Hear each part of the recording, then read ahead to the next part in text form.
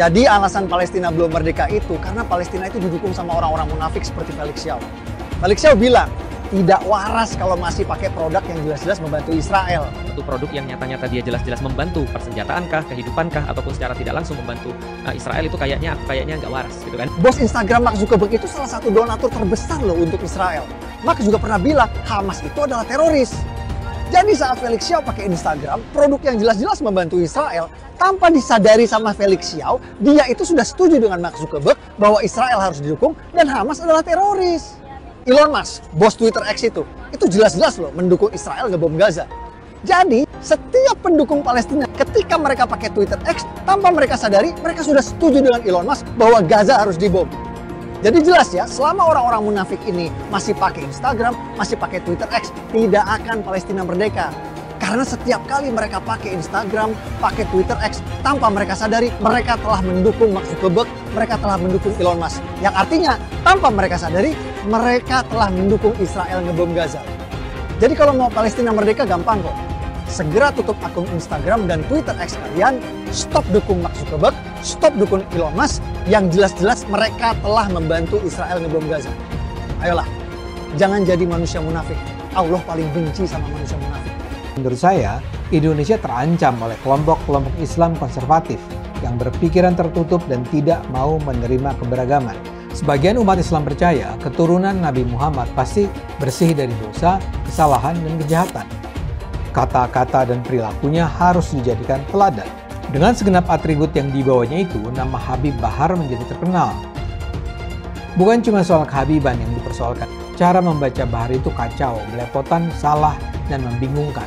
Seharusnya bacaan Arab itu kan dibaca dari kanan ke kiri, tapi dalam video itu Bahar membaca teks di kitab kuning itu dimulai dari kiri ke kanan, seperti dia membaca teks berbahasa Indonesia. Bahar sebagai ulama palsu alias ulama gadungan atau ulama abal-abal. Salah satu yang jadi sorotan adalah ketidakmampuan Bahar dalam membaca kitab kuning dengan teks Arab gundul. Bahar seringkali menggunakan hadis palsu dalam ceramah-ceramahnya untuk mencari keuntungan. Misalnya saja ketika Bahar mengutip hadis saat banyak orang meragukan kehabibannya. Berdasarkan hadis yang ia kutip, Bahar menuduh orang yang meragukan kehabibannya sebagai munafik. Bahar bahkan menantang pihak yang meragukan silsilahnya membongkar makam Nabi Muhammad guna melakukan tes DNA untuk kemudian dibandingkan dengan DNA Bahar. Ini tentu saja tidak masuk akal.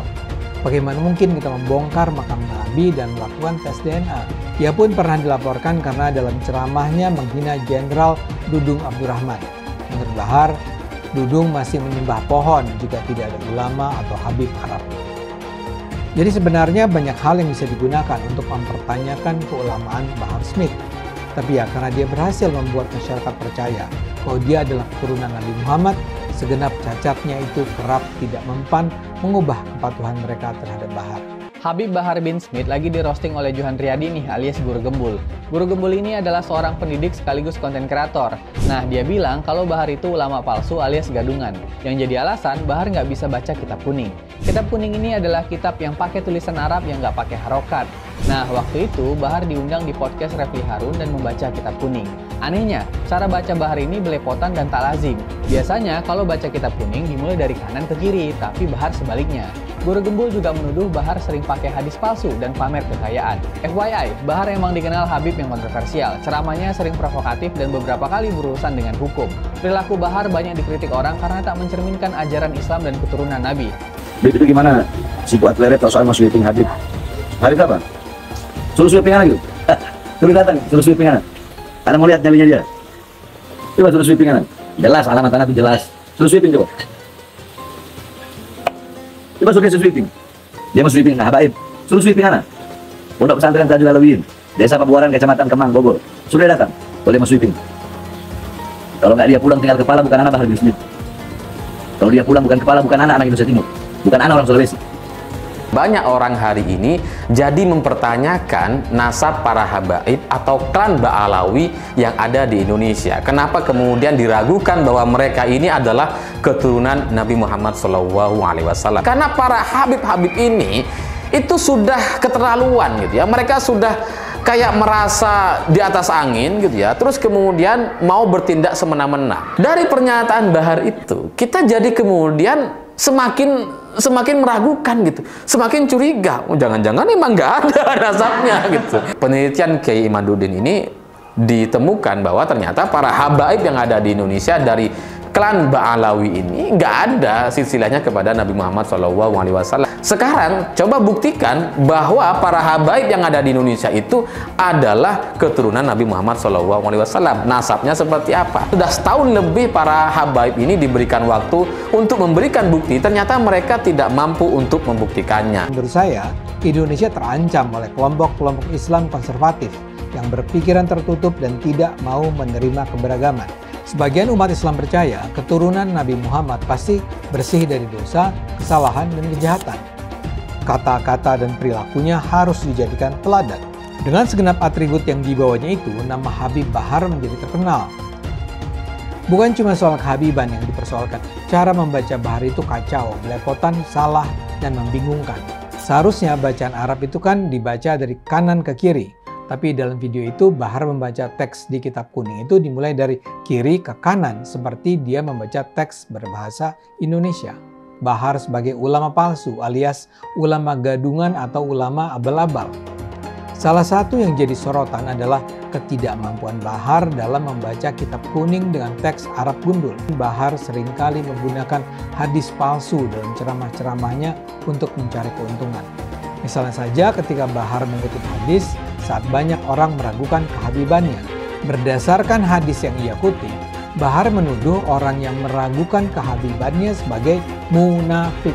Bahar bahkan menantang pihak yang meragukan silsilahnya membongkar makam Nabi Muhammad guna melakukan tes DNA untuk kemudian dibandingkan dengan DNA Bahar. Ini tentu saja tidak masuk akal. Bagaimana mungkin kita membongkar makam Nabi dan melakukan tes DNA? Ia pun pernah dilaporkan karena dalam ceramahnya menghina Jenderal Dudung Abdurrahman. Menurut Bahar, Dudung masih menyembah pohon jika tidak ada ulama atau Habib Arab. Jadi sebenarnya banyak hal yang bisa digunakan untuk mempertanyakan keulamaan Bahar Smith. Tapi ya karena dia berhasil membuat masyarakat percaya bahwa dia adalah keturunan Nabi Muhammad, segenap cacatnya itu kerap tidak mempan mengubah kepatuhan mereka terhadap Bahar. Assalamualaikum Beb, mau nanya, teman saya keturunan Nabi Muhammad SAW tapi tidak berdakwah, apa sia-sia gelar keturunan Nabinya? Enggak lah. Sekarang nak tanya sama ente, keturunan Nabi Muhammad, para habaib, jangankan dia pekerjaan sia-sia, andaikan dia gila, tetap dia itu habib. Karena ini zatiyun, masalahnya zat, darah, daging. Orang berilmu, ketika ilmunya hilang, dia nggak dipanggil orang alim lagi. Tapi zuriyah Nabi, keturunan Nabi Muhammad, seorang Habib, Sayyid Syarif, walaupun dia gila, tapi kehabaiban dia, kesyarifan dia, kesayyidan dia nggak hilang. Kenapa? Karena darah daging, zat. Seperti itu. Jumlah keturunan Nabi di Indonesia terputus nasabnya sehingga perlu diragukan.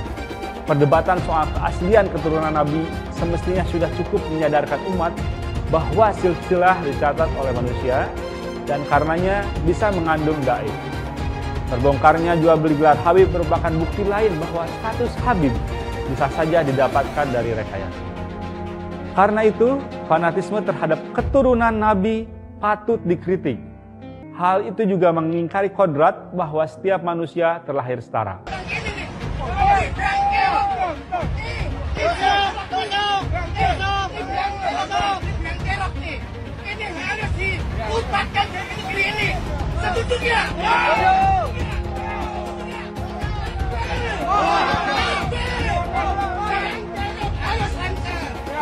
Jangan sampai hidup lagi di sini. Selagi masih ada ini, negeri tidak akan aman. Tidak akan aman. Tidak akan aman. Semakin miskin, semakin sarut tajur ini. Allah Akbar.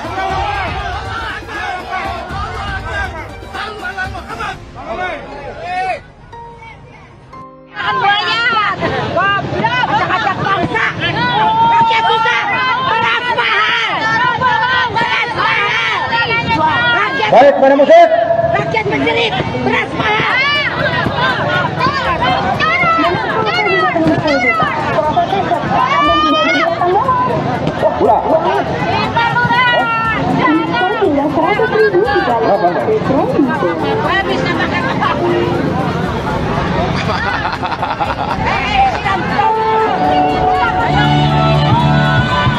Tangkap Jokowi! Adili Jokowi! Penjarakan Jokowi! Miskinkan Jokowi! Cabut hak politiknya! Itu yang saya tuntut. Dan kepada paslon 2 Prabowo Subianto yang sudah bergabung dan mengikuti jejak kecurangan Jokowi. Ingat, rakyat sudah pintar, rakyat tidak bisa dibohongi. Untuk itu saya akan terus menuntut dan kepada Tito Karnavian yang sedang menjabat menjadi menteri pada saat ini, jangan seenaknya menunjuk pemimpin-pemimpin daerah.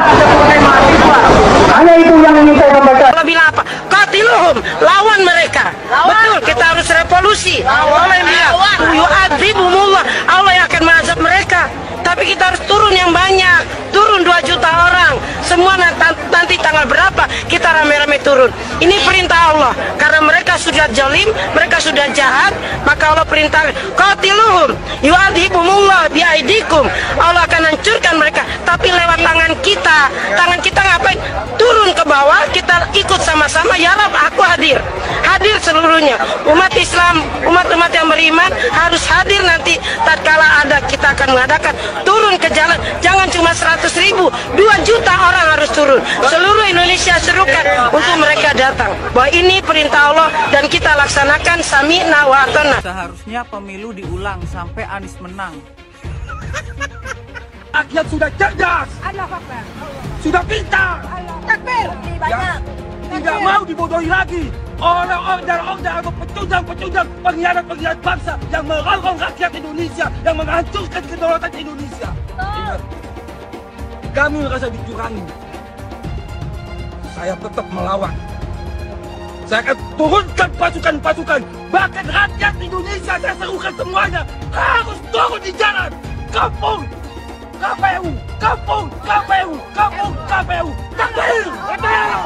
Takbir! Jangan lupa, umat Islam di jagat raya salatnya tidak akan diterima oleh Allah Subhanahu wa Ta'ala kalau tidak mau mendoakan Habib. Umat Islam mulai gaya, mulai mengkoreksi Habibnya, mulai mengkoreksi ulama-ulama dari anak cucu Nabi Muhammad SAW. Orang yang seperti itu mirip dengan iblis. Aneh sekaligus sangat mencengangkan ketika ada seorang Habib Novel Al-Idrus mengatakan umat Islam mulai gaya, mulai berani mengkoreksi Habibnya.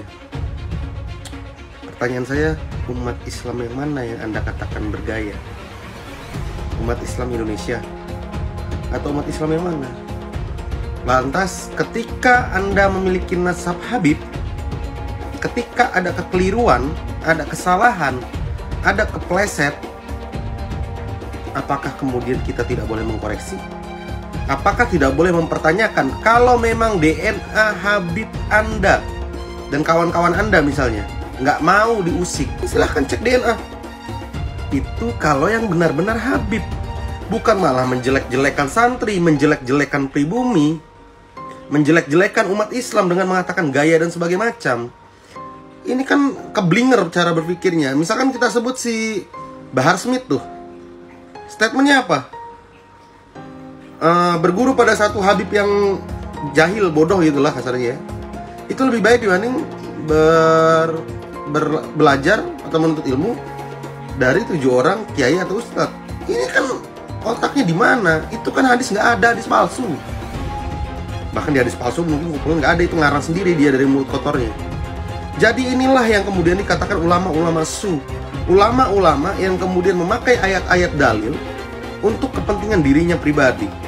Orang yang mengaku dirinya Habib atau zuriat Nabi, yang paling terkemuka itu adalah suara-suaranya Bahar bin Smith. Ini tentu saja sebuah bentuk kemunafikan yang dilakukan oleh mereka yang menyebut dirinya keturunan Nabi. Omong kosong itu. Malah ketika diingatkan mulutnya bukan makin baik, malah makin kasar, menuduh orang curut. Dan yang lebih hebat lagi, saya ada nonton juga itu, ada yang mengatakan Habib yang lain lagi, ngaku dirinya Habib. Itu siapa yang mengawini Syarifah, itu nggak akan ditegur nanti oleh Rasulullah di hari akhirat.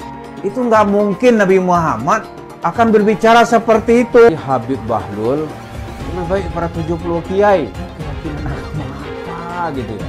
Kalaupun ini hadis, itu harus ditolak. Nggak mungkin itu hadis. Karena hadis harus korelasi dengan Al-Quran. Dan yang kedua, hadis itu harus cocok dengan logika. Ini nggak ada dasarnya, apalagi kitab gitu.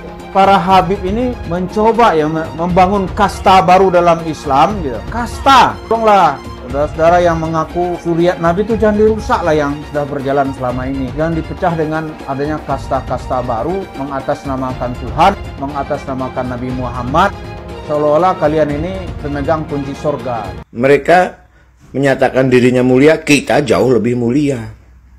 Ayo dalam bidang apa, prestasi apa? Mana ada Yaman berprestasi? Tionghoa banyak.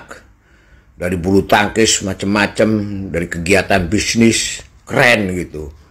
Kalau si Dowir Habaib nggak ada apa-apanya.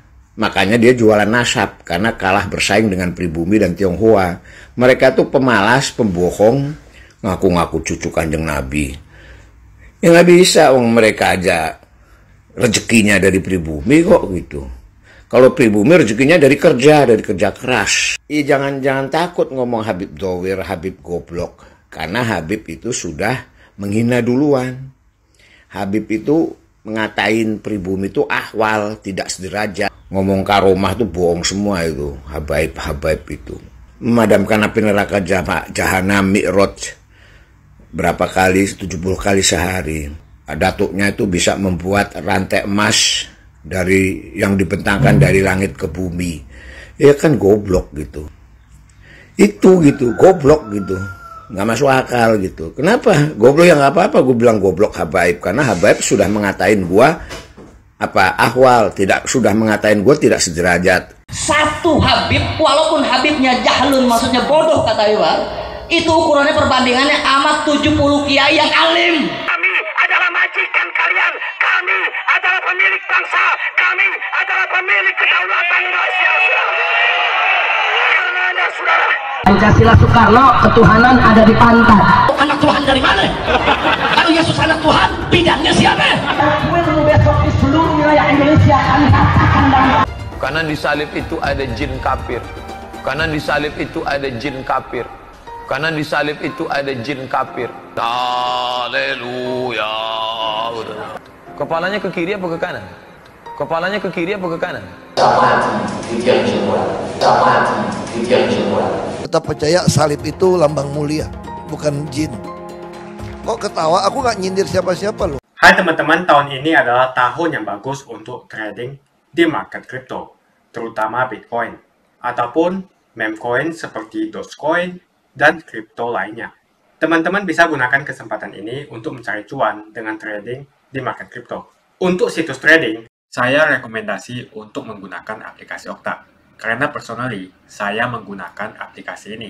Alasan lainnya kelihatan di sini, untuk aplikasi Okta sudah dapat penghargaan sebanyak ini sebagai aplikasi trading dan investasi terbaik di Asia sejak beroperasi di tahun 2011. Untuk aplikasi Okta merupakan tempat yang lengkap buat teman-teman untuk trading kripto, forex, saham global, dan lainnya. Untuk trading, teman-teman cukup registrasi dengan menggunakan link di kolom deskripsi, lalu deposit, tentukan apa yang ingin kalian tradingkan, lalu tekan tombol buy.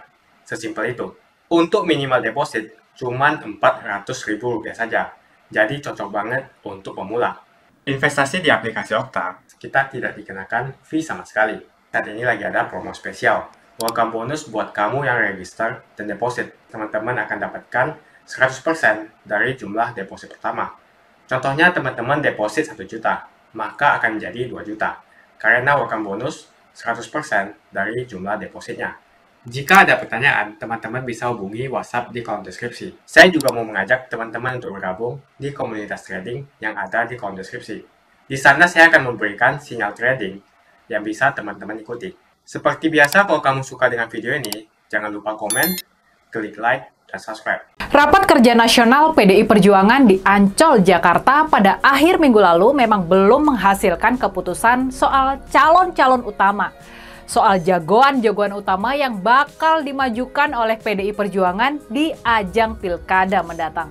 Salah satu keputusan utama dan terpenting Rakernas adalah pembentukan tim pemenangan Pilkada 2024 yang dikomandoi oleh Bang Adian Napitupulu. Boleh dibilang, inilah salah satu keputusan terpenting dan keputusan kejutan dari Rakernas kali ini. Rakernas kali ini terasa lebih mengedepankan konsolidasi dan menaikkan moral dari semua jajaran pengurus dari seluruh Indonesia. Tapi bukan berarti persiapan pilkada serentak luput dari pembahasan. Makanya di ajang Rakernas kemarin, tokoh-tokoh yang paling banyak mendapatkan sambutan dari para kader Banteng, selain tentunya mantan Capres Ganjar Pranowo, yang paling banyak mendapatkan sambutan adalah tokoh-tokoh yang dirasa bakal sanggup mengemban tugas berat bertarung di medan-medan pertempuran terberat di ajang pilkada mendatang. Lalu, siapa saja di antara mereka atau juga di antara nama-nama lain yang bakalan jadi andalan PDIP di pertarungan akhir tahun ini? Ada Pak Ahok, Pak Basuki Cahayapurnama, ada Pak Andika Perkasa, mantan Panglima TNI, Pak Hendrar Prihadi, Kepala LKPP dan mantan Wali Kota Semarang, lalu ada juga Ibu Menteri Sosial Tri Risma Harini. Namun begitu, yang perlu kita catat juga, buat memenangkan sebanyak mungkin daerah di pilkada serentak mendatang, kunci utamanya adalah para calon. Kunci utamanya adalah para jagoan yang siap diterjunkan oleh PDIP di daerah-daerah pertarungan terpenting. Komandan Adian Napitupulu dikenal berpendirian tegas, idealis, dan tidak kompromis. Bang Adian juga lebih berani bertarung dan melawan tekanan-tekanan dari kekuasaan melalui jajaran aparatnya. Ini pastinya memberikan angin segar dan sekaligus harapan baru. Bintang yang paling disambut antusias oleh para kader PDIP tentu saja adalah Pak Ahok, Pak Basuki Cahayapurnama. Dan tampaknya, dari sisi Pak Ahok sendiri, tampaknya dia ini memang sudah dan sedang bersiap buat bertarung di ajang pilkada mendatang. Pak Ahok sudah mulai melakukan kampanye halus lewat tayangan rutin di YouTube, lewat acara A3, Ask Ahok Anything. Lewat acara ini, Pak Ahok membahas berbagai persoalan masyarakat, pengalaman-pengalamannya dalam memimpin dan juga solusi-solusi yang ditawarkannya. Namun begitu, buat bertarung di Jakarta, PDIP harus berkoalisi. Mereka masih kekurangan 6 kursi buat bisa memajukan jagoannya. Makanya, mereka harus menjajaki berkoalisi dengan PKB yang punya 10 kursi atau partai lainnya. Bila Jenderal Andika ditempatkan di Jakarta, maka Pak Ahok akan dikirim balik ke tempat yang lebih aman, yakni Pulau Sumatera, pulau asal Pak Ahok sendiri. Soal kemana Pak Ahok bakal ditugaskan, tampaknya PDI Perjuangan bakal menghindari menerjunkan kembali Pak Ahok di Jakarta. Ini wilayah yang dianggap terlalu beresiko buat Pak Ahok. Apalagi ada kemungkinan lawan lama yang pernah mengalahkannya, yakni Pak Anies Baswedan, dia juga bakal bertarung lagi di Pilkada Jakarta.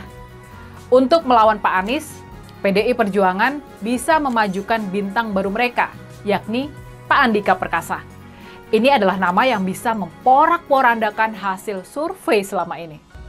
Kali ini Pak Ahok bakal diterjunkan buat memenangkan Sumatera Utara.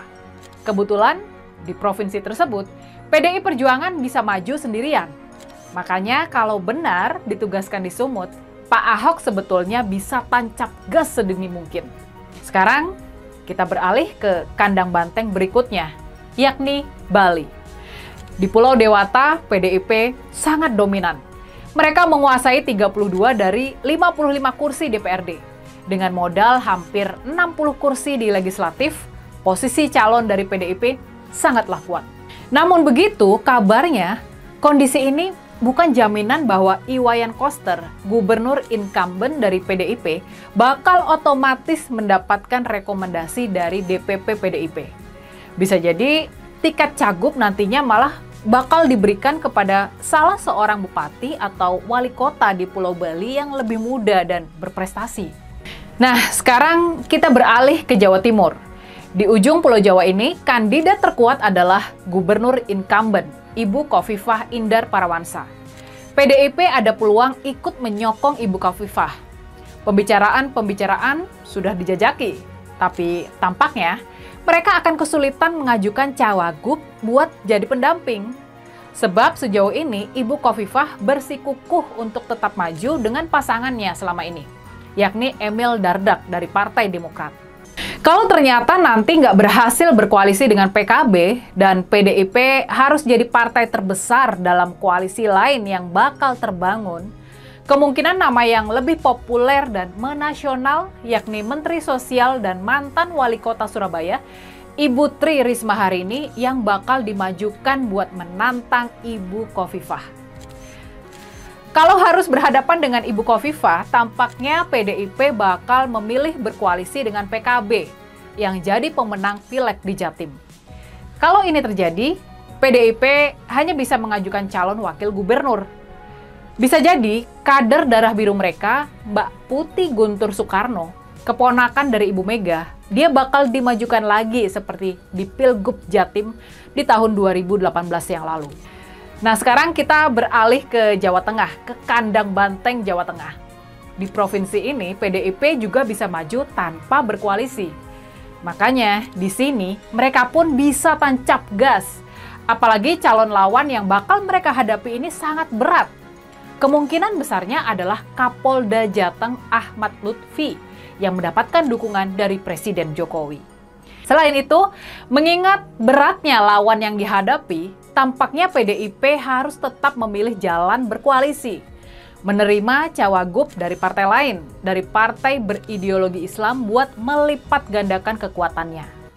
Kalau mau memenangkan pertarungan di kandang mereka sendiri, di Jawa Tengah, PDIP perlu cepat-cepat mengumumkan calonnya agar bisa segera menandingi kampanye terselubung namun masif yang sudah dijalankan oleh calon lawan.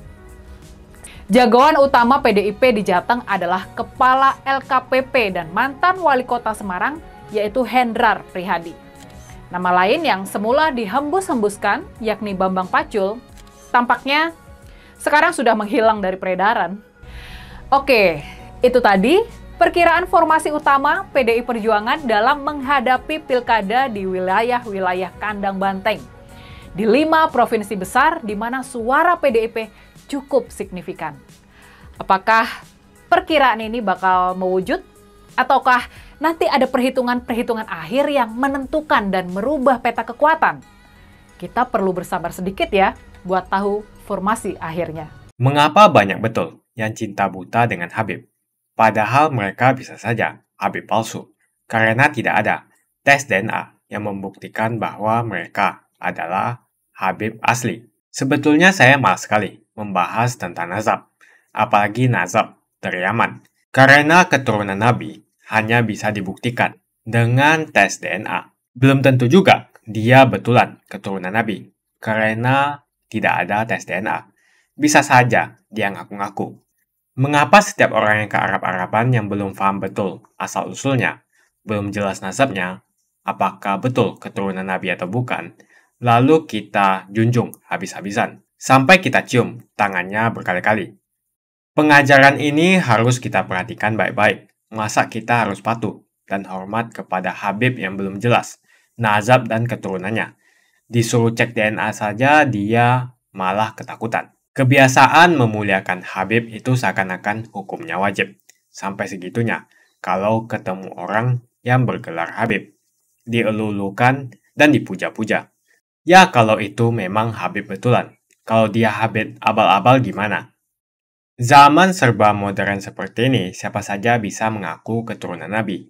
Bisa melakukan tes DNA.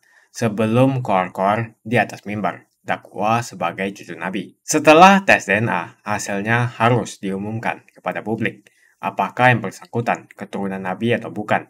Jangan terus membodohi masyarakat dengan menjual nazab untuk memperbaiki nasibnya sendiri. Jual nazab untuk mengumpulkan pundi-pundi rupiah dan kaya raya dengan membohongi masyarakat. Ya bolehlah seorang Habib kita hormati, asalkan semua mengaku sebagai Habib mau tes DNA.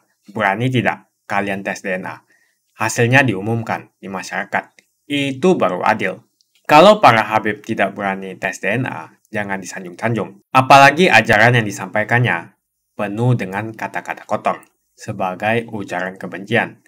Bisa jadi Habib ini merupakan cucu palsu. Adapun keturunan Arab ini biasanya tidak perlu dipanggil Habib. Hal ini dilakukan agar tidak ada perbedaan kasta. Seakan-akan keturunan Arab derajatnya di atas pribumi dan di atas keturunan Cina. Seakan-akan Cina itu di bawah orang Arab. Tapi saat ini negara Cina sudah menjadi nomor 1 di dunia. Yaman atau Arab bisa apa? Arab seharusnya belajar ke negeri Cina. Seperti kata kitab suci, belajarlah sampai ke negeri Cina. Jadi jangan sampai kalian mencintai orang yang ngaku Habib melebihi cinta kalian terhadap orang tua, bapak, ibu, saudara, dan guru-guru Anda. Mengapa sampai sekarang masih banyak orang yang mencintai Habib tanpa melihat asal-usulnya, tanpa mengetes, cek DNA dia? Siapapun orangnya, mau Habib atau siapapun dia, kalau ngajari untuk membenci orang lain, jangan diikuti. Bagaimana opini kalian semua? Tuliskan opini kalian tentang gelar Habib. Apakah mereka pantas untuk dilakukan cek DNA? Untuk memastikan mereka betul keturunan Nabi. Jangan mau lagi kita dibohongi dengan nazab-nazab yang mengaku-ngaku sebagai Habib atau keturunan Nabi.